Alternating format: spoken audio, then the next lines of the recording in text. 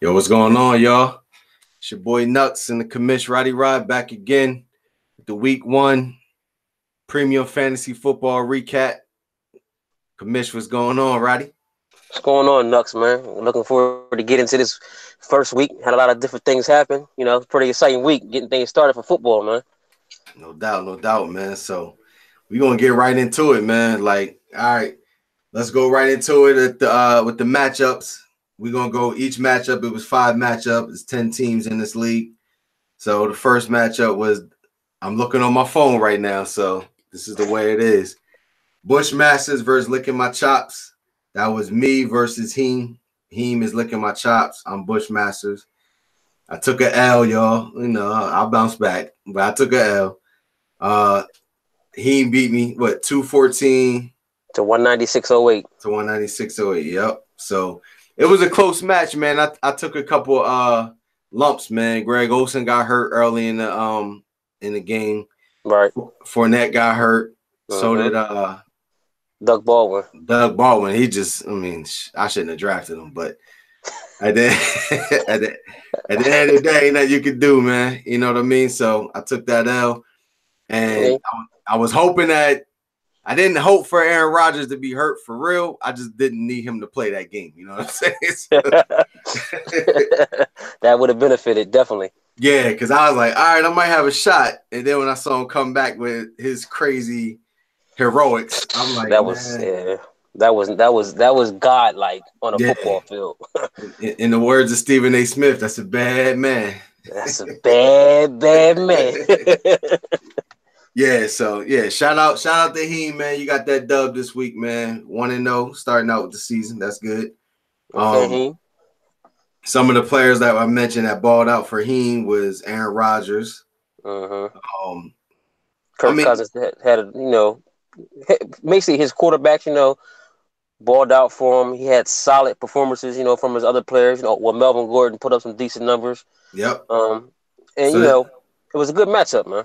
And I think his real talk, his quarterbacks did their thing. Yeah. And I think like you said, Melvin Gordon did his thing. I think the one that actually took him over the edge and won this week for him was his defense, man. Minnesota put up 24 points. Yeah, that's a lot of points for a defense. Definitely, they one of the best defenses out there. They get after it, and some of the points you get for defense, like 3 and outs and sacks, it helped out. So that definitely was. Yeah, man. Even with all the banged up players I had, I still had a shot, but it didn't work out. So shout out to Heen for that. We're gonna go to the next one. Matter of fact, I'm gonna save the next one because I'm gonna go into the matchup of the week. I'll bring that up. Okay. But all right. So next in line we got Bless 'em and Rip City Rumblers. That's Ryan and your boy Ken, right? Yep. All right. Look like Ryan pulled this one out with 257.40 to 230.04. Yeah. Damn, did Ryan have the highest? Yeah, Ryan. He had the highest of the week by by like a point or a fraction of a point. Yeah, by a smidge. Yeah, it was a smidge. It was. Yeah, but it was a good matchup though. It was close.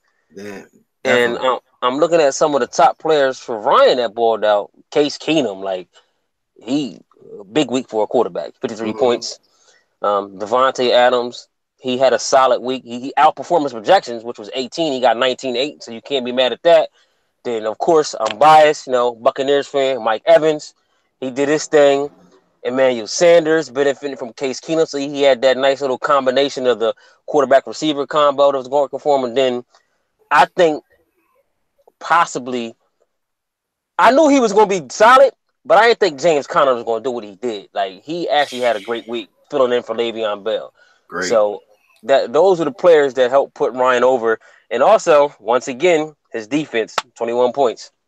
Yeah, I mean, it's important to get a good defense. I mean, just honestly, you play the matchups, man. Like, yeah, you could go get a top defense in the draft, or you could play the matchups. I think he has a great defense, and it was a good matchup for him against Oakland. So, yeah, that carried him right there, man. Because if you look at it, Matt Stafford had a bad game, he did. Compared to Matt Stafford's standards. But but Case Keenum balled out. Devontae Adams did his thing. Evans did his thing. Sanders did his thing. And then, like you said, John Connor, James Conner. The Terminator. Terminator. That's the new name, nigga. James Conner. Yeah, I'm with it. I like that. Terminator. Terminator. Yep. Yeah, we coined that phrase here. Sure did. Yeah, but Connor went off, man. I guess it was like he had the Le'Veon Bell performance. he did, man. He was catching and running. He did it all, man. You can't, it's not a good thing for Le'Veon Bell, but at the end of the day, he did what he was supposed to do. Filled in, and he had a big week. Absolutely, and I think on on Ken's side, he had some good performers with Russell Wilson, 48 points, pretty much. Andy Dalton, he put up a nice 41. Yep. Hopkins was steady, gave him some solid numbers, 15. Jarvis Landry, he does what he does. PPR, he's a stud. Absolutely. And, his performer, I think the top running back, not top running back, but close. Yeah, it was close. Maybe was Alvin Kamara. 43 points. He might have been the top running back as far as points wise. I think he might have been. If not, he was up there. I'll tell you that. I think he was. I was thinking about some receivers. Yeah, shout out to Alvin Kamara, man. Good pickup on that, man. The draft. I was hoping he fell to me, but you got him. He snuck in and took him from me right before you picked. Yep. Now, one thing he did he had a bench stud, and that was Randall Cobb at 34 points. He didn't get to reap the benefits of that Randall Cobb performance, and that would have actually put him over too. Yeah, he would have won. That would have been scary. Yeah, it would have been. All right, so you can't predict things sometimes, man. That's football, man. Any given Sunday. Facts. All right, so we're gonna go into the Gunslingers, which is Rashawn's team versus Lavelle's legit team. Say my brother versus your brother. Yeah, brotherly love matchup right here. Yeah, I mean, it was a close one. 225.70 for Rashawn and 214.16 for Lavelle. I'll do Rashawn's. I'll let you do Lavelle's. All right. Rashawn, Phillip Rivers put up 70.96 points. Like, Phillip Rivers always one of them top consistent sleeper quarterbacks that people that sleep on, but he definitely had a great weekend this past weekend. Then the rookie sensation, Saquon, I want to be like Barry Sanders Barkley, 23 points. You know what I'm saying? He definitely did his thing. Numbers there, number-wise. Dalvin Cook coming back from his injury gave us some solid numbers. Corey Davis, he put up some solid, decent numbers. Larry Fitzgerald, solid numbers. So overall, I think what really helped put him over, which I think actually won this matchup, Rashawn's defense, Denver had 22 points. Lavelle's defense had -2. We're going to get to that. So I think that's what helped put him over. Okay. Yeah, I like that. Most definitely. I think for Lavelle's team, Tom Brady's going to be Tom Brady. Put up a nice Tom Brady performance, 53.28.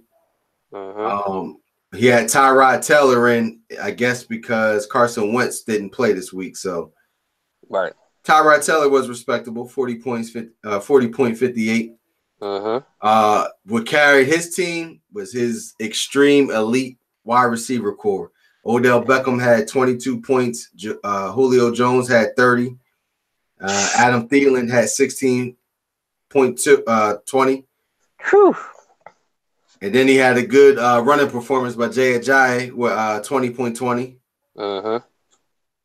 Crabtree was straight.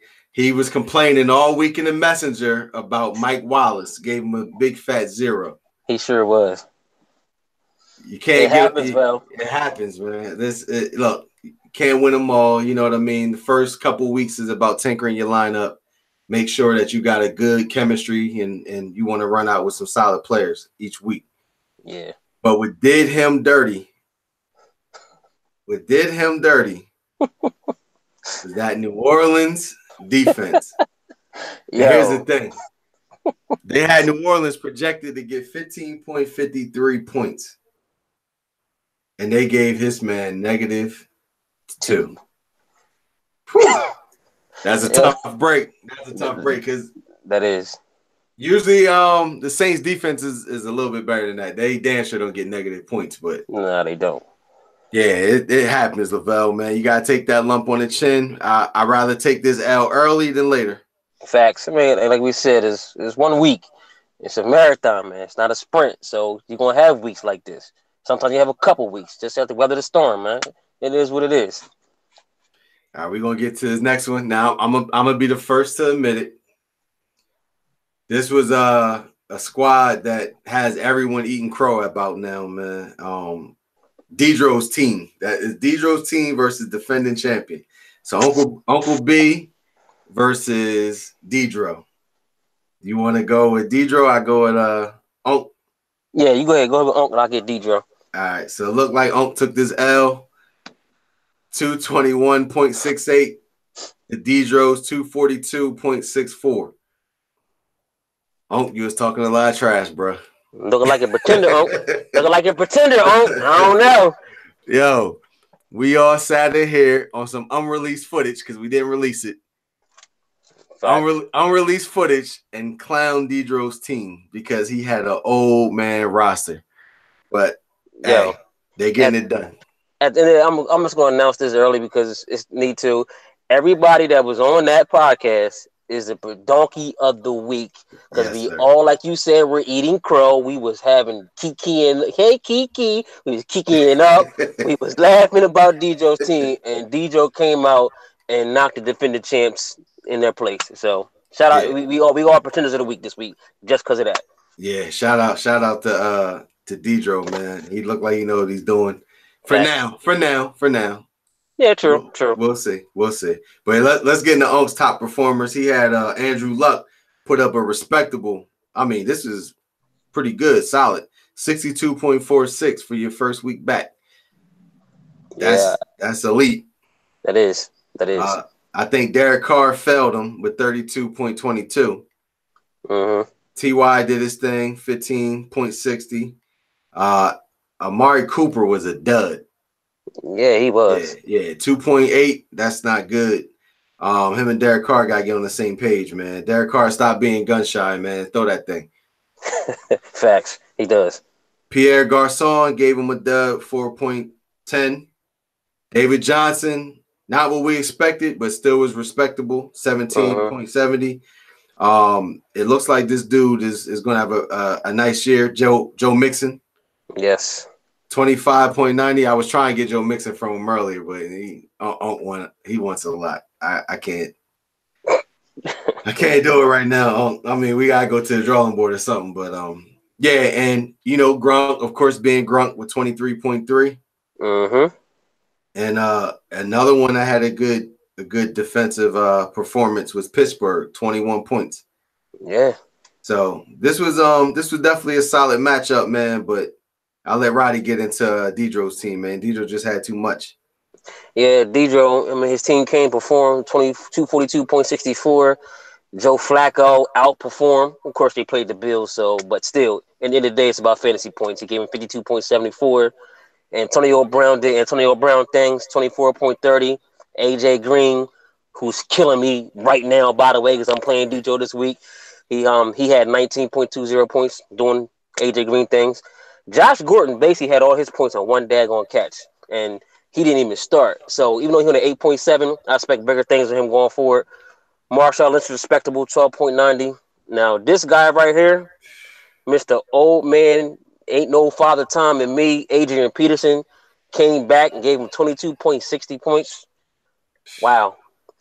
Then he got a dub from Travis Kelce, definitely for Travis Kelce standards, who's one of the top tight ends in fantasy and in NFL period. Sterling Shepard was solid. This guy here, Mr. Reed for the Washington Redskins, he might have a bounce back year. He might, but he's always one play away from getting hurt. But he had 14.8. And then this is, I think, what actually helped Dedro. Yep. He got a 17 points from a damn kicker. Yo, his kicker almost put up this amount of points as his defense, which Jacksonville gave him 23. Now, hold on. I got to go. The man drafted 2 kickers and 2 defenses, so maybe he was on to something. Maybe he was. Maybe we got to start following his blueprint. You know what I mean? But he definitely got his money's worth. That's for sure. Yeah, I mean, I'm looking at his bench. New England still has 16 points.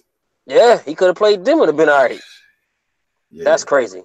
But like you said, great matchup. But we all eating crow. Shout out to Dedro. Step your game up. Step your game up. You defend the champ. Step your game up. Yeah, you gotta rep the league right, man. Dedro is a newbie to this league, man. You should not be getting spanked by no newbie. Yeah. So I mean, we all eating crow though. It looks like Dedro. He's not new. He's new to the league, but he ain't new to fantasy No, football. no. So. Trust me. I done battled Dedro many times. He's definitely a formidable opponent. You know what I'm saying? So it's all good. Just having fun with you, but still Yep. step your game up. All right. So this last matchup, I nominate. I think everybody would agree. This is the matchup of the week for week 1. This is the Commish Killmonger versus my brother Boats and Hoes Devin. This matchup came down to fractions of points. Crazy. This is crazy. It did. And both of y'all had the top performers of week 1. Killmonger. Yo, you had 56.16. Now listen, Devin had 256.48. That's how close it was. Yeah, it was real close. It still stings. Now, you want to go over your squad and I go over Devin's, or you want me to go over your squad, you go over Devin's? We're gonna say the best for last, so we'll let Devin go last. I'll take my team first since Devin did win, so I go first. Now, I got like you said, 256.16 points. Both my quarterbacks did not perform well. Matt Ryan played like crap, and so did Marcus Mariota. It is what it is, part of fantasy. My receivers, though. Oh my gosh. My receivers saved my day. Mr. Michael Thomas, 45 points. Mr. Tyreek Hill, 47.30, who's now a proud representative on my man's team, Mr. Knuxx, the Bushmasters. Yes, sir. But they definitely gave me a point. And then also Golden Tate. So all three of my receivers helped me down. Golden Tate had 20.90. Then, you know what? I got to rub it in people's faces. I just don't understand how you just let this guy fall to number 3 spot. You let me get him. But thank you, Ryan and Onk. Ty Gurley, 23.70 points for me. I mean, he does what Ty Gurley does. All that falling off the cliff. Where? Who? I don't see it. Nah. And you know you can't come get him. He don't even ask. He's not going nowhere. I'm putting it out there. Don't even ask. I'm stingy. I'm stingy. And then Devontae Freeman, you know what I mean? He got injured a little bit. Atlanta overall as a team didn't play very well except for Julio. So I got 8 points for him. George Kittle, solid performance for him as a tight end, 14 points. Lamar Miller, solid, 11.90. Now, this is where I'm kicking myself because at the last minute, I took Deion Lewis out and put Peyton Barber in. That's because I figure it might be a high scoring game and we'll have some opportunities and maybe Peyton Barber will do something, but I only got 6.90 and then on my bench you see Deion Lewis at 22 points.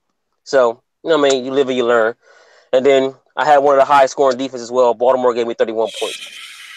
That's what the benefits of playing Buffalo. 31 points. That's ridiculous. Damn. Yeah. You know what I mean, to be honest with you, I'm looking at this matchup. Y'all had some of the most consistent numbers from top to bottom. Like you said, Barber was your lowest scoring guy. And all you had to do was just put Deion Lewis in. I mean, you know what I'm saying? Like, that's how close this thing came down to. And it wasn't like Barber put up a dud. You know what I'm saying? Like, it still was respectable. It just wasn't enough to win. But right. It didn't even matter. Like, this matchup was just so, like, evenly matched. It didn't make no sense, man. It was. I'm going to go into my brother's team. And this is what really had him win by that fraction. Drew Brees. Man. I got to give him the overall fantasy player of the week. Yes. But I'm going to give it the top. It's going to be a top 3, but he's going to go number 1. Yeah. Drew Brees I agree. Put up 81.56 points. That is ridiculous. He damn near doubled his projections. That's how good Drew Brees did. Whew. Tell me about it. That's what won the matchup right there. If anybody want to know, Drew Brees won that matchup. Yeah. Because you guys were neck and neck everywhere else, and you would have probably beat them by almost maybe 20 points if Drew Brees would have just gave him 60, and that's still great.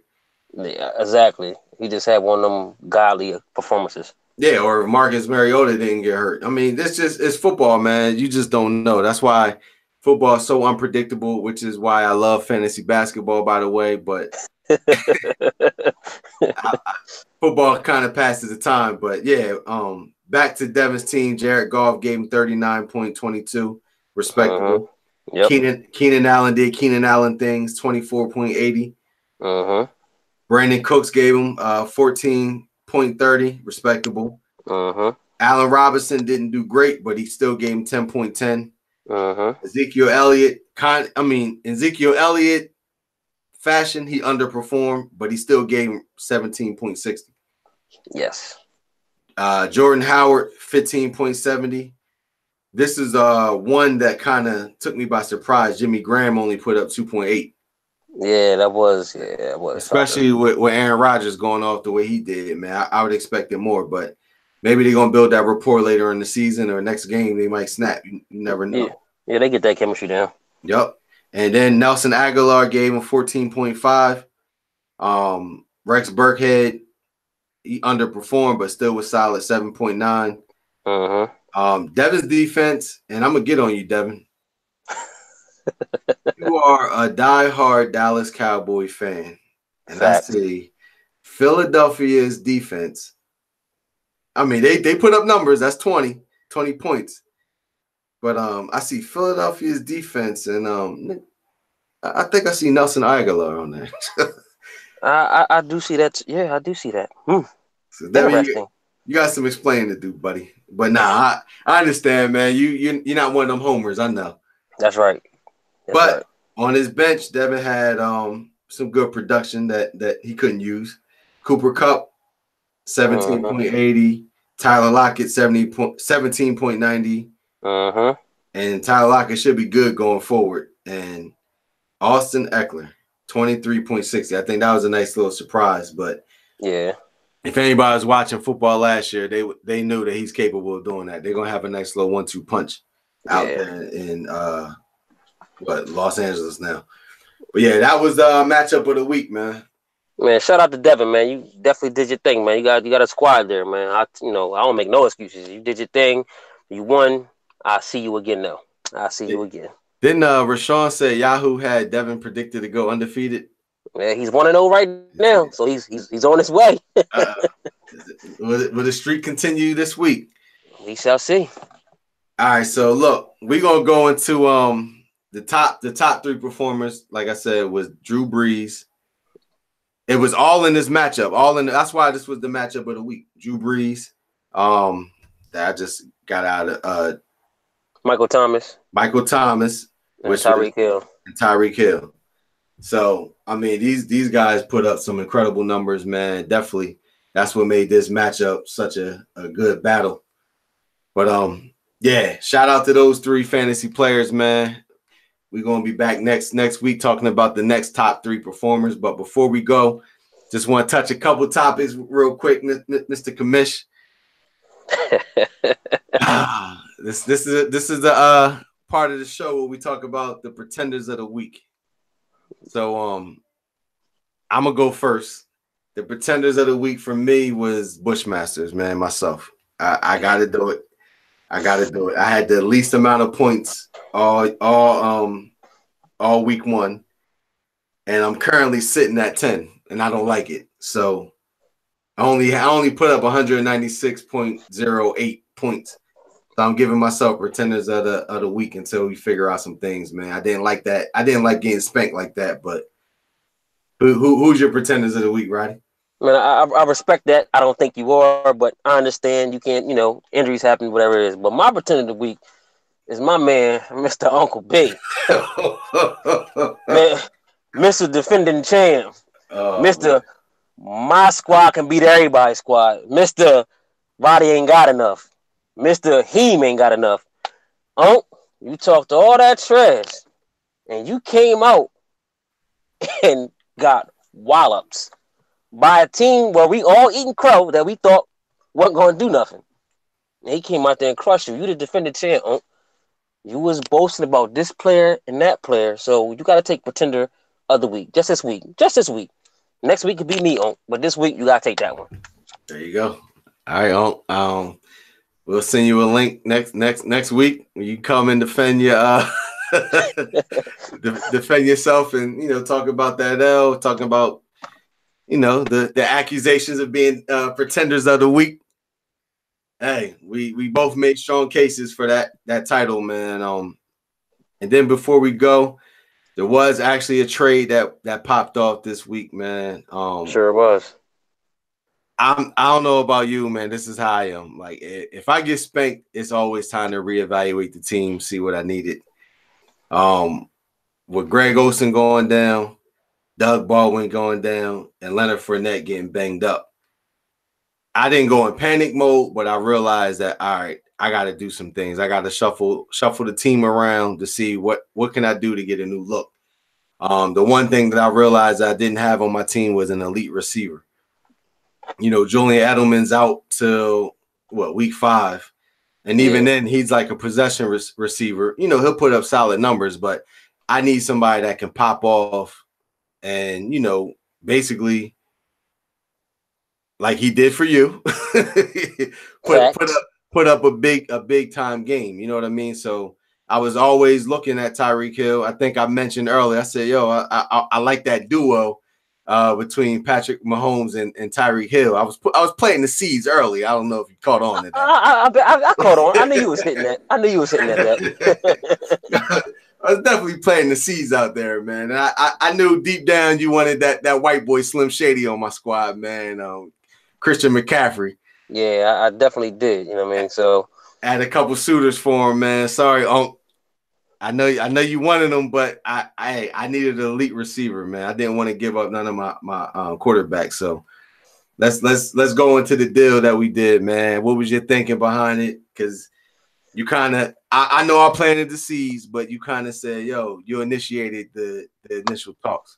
Yeah, I did. I mean, I was before the season started. We was talking about Christian McCaffrey, and I was like, I like him. I definitely think he's going to have a nice year this year. Mm-hmm. And I always liked them backs that can, run and catch and do it at elite level, like the Kamaras, the Gurleys, the Bells, the David Johnsons, soon to hopefully be proven Zeke. So I already had another elite wide receiver in Michael Thomas. I got Golden Tate, who's a solid number 2 receiver. And then I'm sitting on Alshon Jeffrey, who I know when he comes back, he's going to be a decent number 3, 4 receiver. Yeah. So if anybody who don't know me, like my brother know, a couple people know, like football, I love football. That's I live and die. I played it, and running backs are my sport. So I love my running backs. So I wanted another top running back to team up with Todd Gurley. So I knew, like you said, you was planting the seeds. And I was already thinking, like, he got Patrick Mahomes. I hear him talking about, I like that combination. So that's why I hit you up. I'm like, what you think about Tyreek Hill? Knowing you're going to say I love him. So put the deal together. I know you needed a running back if you're giving up a running back, because I know Leonard Fournette's hurt. And I was going to get a receiver back because I was giving up one. So to me, I think both teams help themselves. I like deals where both teams are benefiting, not somebody's trying to get over or somebody's trying to take from a team. Yeah, we in competition, we going to win. But at the end of the day, if I'm going to get a deal done right, I'm going to do right for both of us. I'm not going to try to get over, because karma does come back, believe that. Exactly. So that's why the deal was happening. And like you said, you need a top receiver. And, I had one available, so pull the trigger. Yep. So just for the record, the deal that was pulled off, was it yesterday? Today. Yesterday. Oh, it was yesterday. Excuse me. It was yesterday. It was Tyreek Hill and Lamar Miller for Christian McCaffrey and Jordy Nelson. And I feel like when you make a deal, both parties should walk away feeling happy, feeling a void, feeling a need. Sometimes if you want to get the guy that you want, you might have to pay a little extra, because it just is what it is. But with me and Roddy, we usually work out deals where we both benefit. And it's always a pleasure doing a deal with somebody that I know that is looking out for my best interest. I'm looking out for his. So Definitely. At the end of the day, with me, with Christian McCaffrey, it was one of those things where I didn't really know what I had. Real talk. You know what I mean? Like, I drafted him, but I was always high on Leonard Fournette. I just knew that the way that the draft was going, I need to pick up another top tier running back. I heard a lot of good things about Christian McCaffrey. that he was a dual back. He could catch out the backfield, run. Preseason, he looked great. He was primed to have a breakout season. A couple people was trying to get Christian McCaffrey early in the season. So that shows you that he had value. And I'm pretty sure a couple people was having their eye on Tyreek Hill. So the way I looked at it is Tyreek Hill is a wide receiver version of Christian McCaffrey. So we just basically swapped out positions. I got somebody that can go and pop off. You got somebody that can go pop off at respectable positions that we might both wanted to fulfill. So I was happy with the deal. I know you happy with the deal. That's all that matters. That's all that matters. I mean, I still got Chris Thompson, who's pretty much filling that PPR running back role for me. So I still got good depth at the running back position, but damn it, I needed a wide receiver, man. Like I knew once I drafted Doug Baldwin and he was banged up, I was really kind of relying on him because I read some reports saying that he was going to be straight for the season. So I'm like, if Doug Baldwin falls to the 4th round, he could put up potential wide receiver 1 numbers, and I didn't know how serious that knee was. And then soon we had that draft, then the report come out talking about I'll never be 100% this season. I'm like, damn. Right, yeah, I know. So then the first week he hurt his other knee, so I'm like, man, I gotta get me a wide receiver, man. So yeah, I'm still open. I like my young guys. Like I like Galladay. I think Galladay is going to be special, but I mean he's still young. We gotta see if he's going to have the upside all year long, or it's going to be like last year when he went off the first game and got hurt. True.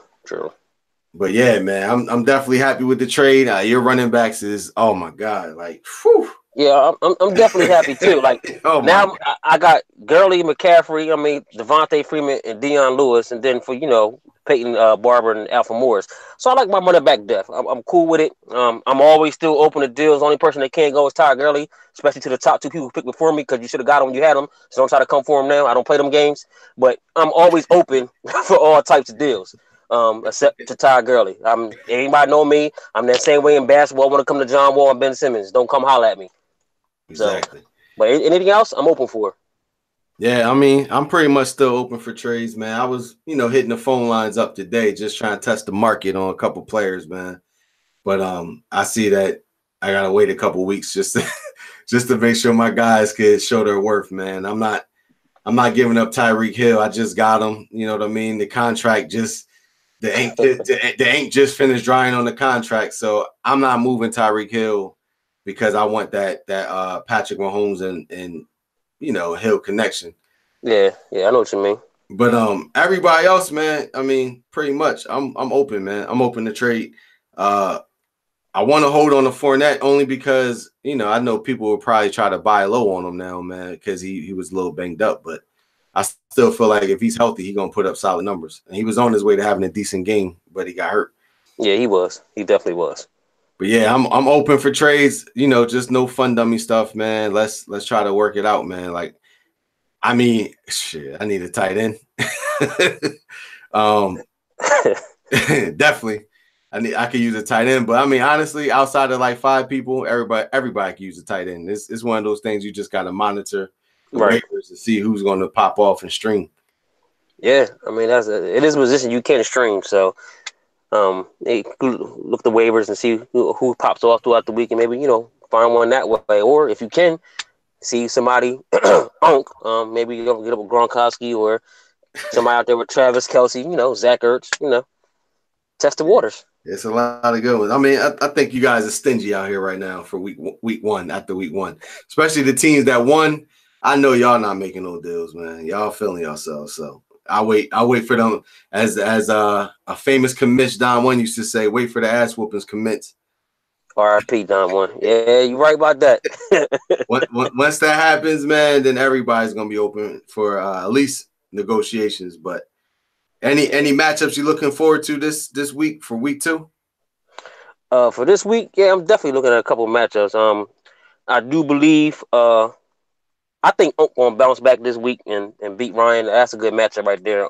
Unc and Ryan looking at that matchup. And truth be told, like once again, looks like my brother versus your brother again. Rashawn versus Devin. I'm looking at that matchup. So that should be a great matchup. And you and your brother, you and Vale. So those are matches I'm definitely looking at this week to see out of those three. See who's going to bounce back and come through with the W. No doubt, no doubt. Hey, Lavelle, somebody's O gots to go. So, yeah, I'm hoping I can get you, man. I know. It's gonna be a tough task. You got a great wide receiving core. Crabtree gave him 7 points so far. I can live with that. Yeah, but I'm definitely looking forward to this matchup, man. I gotta beat my brother, man. I'm sorry. I need to get out of this slump, man. It's business, not personal. It's never personal. It's all business. Yep. I want everybody to win except for the week they play me. I mean, that's as honest as you can get, man. But we gonna wrap this up and sign out, man. You got any last words till next week? Man, just keep, one last word I'm gonna say, because I know some people panic. It's week by week, man. Anything can change, anything can turn around. If Knuxx could be the test, I started 0-4, came back and won my league. So I mean, it happens. So just keep grinding and don't shut yourself out from doing a deal. If someone can help your team out, make it happen. Yeah, I mean, the main thing that I will leave with the league is every week, man, evaluate your squad. See, it could be somebody on your bench. You might just need to make a tweak. Yep.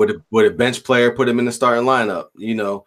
But if you see yourself being weak in a position, man, aggressively go out there and look for trades, man. Like, this is one of them leagues where we welcome activity. We welcome people, sure do.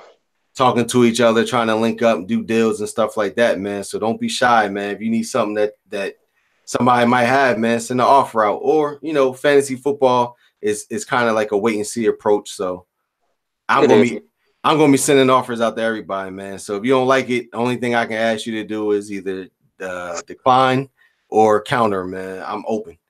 Yeah, that's all you can do. Decline, counter, or accept. Either one. Yep. There you go.